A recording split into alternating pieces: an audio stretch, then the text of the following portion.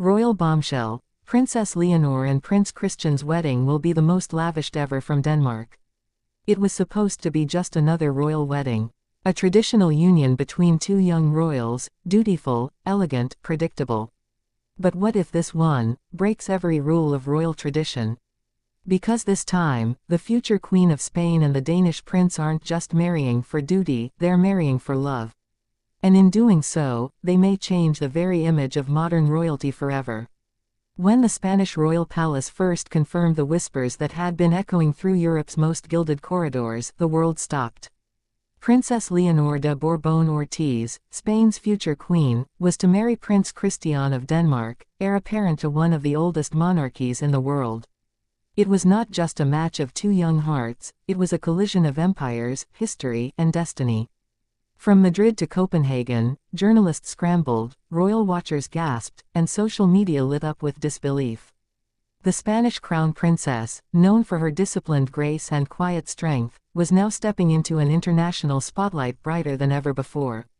Leonor, raised in the shadow of duty, had always been the reserved heir. Her upbringing was defined by responsibility, silence, and preparation. Every word she spoke was measured, every step rehearsed.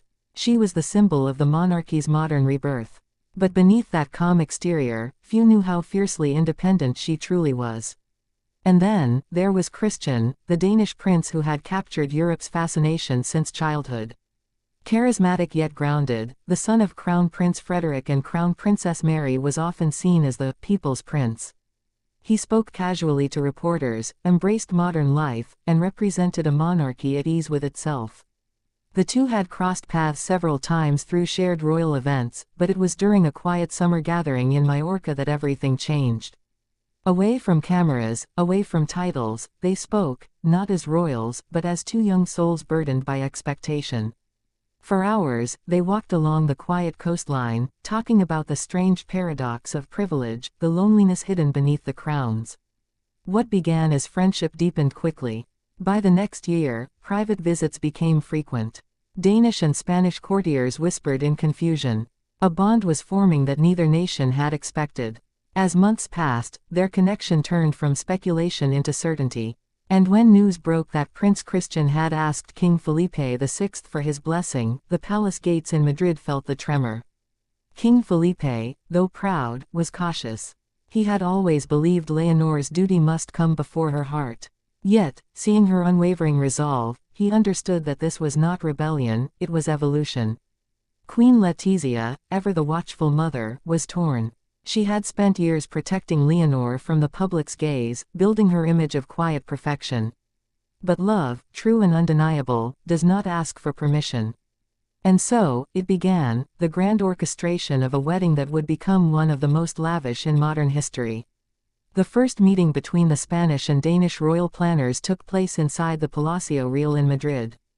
The scale of the celebration was immediately apparent, two monarchies uniting under the eyes of the world, each determined to honor centuries of tradition while creating something never before seen. From the dresses to the venue, every detail sparked debate. Would it be a Spanish cathedral or a Danish palace? Would Leonor wear a modern gown, or revive the historic mantilla veil worn by Spanish queens of old? Weeks of negotiations followed, culminating in a decision that stunned everyone. The ceremony would take place in Denmark, at Copenhagen Cathedral, followed by a royal reception hosted jointly by both families at Amalienborg Palace. It was a diplomatic masterpiece, Spain symbolically entrusting its future queen to Denmark's royal stage. And then came the design. Leonor's wedding dress, crafted in secrecy by Spanish couturier Lorenzo Caprile, was described by insiders as a piece of history woven into silk. The gown would feature hand-stitched symbols representing Spain and Denmark intertwined, a tribute to unity beyond politics. The guest list read like a global roll call of royalty.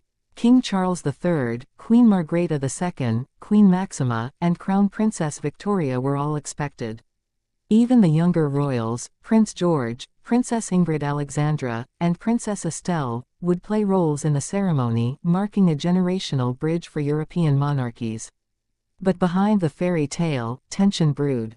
Within Denmark, questions arose: would Leonor, a future foreign queen, alter the balance of the Danish monarchy? In Spain, skeptics murmured about loyalty and legacy. Could a queen trained for Spain truly belong to another court? And yet, Leonor's public appearances silenced the doubts. Her speeches grew more confident, her posture more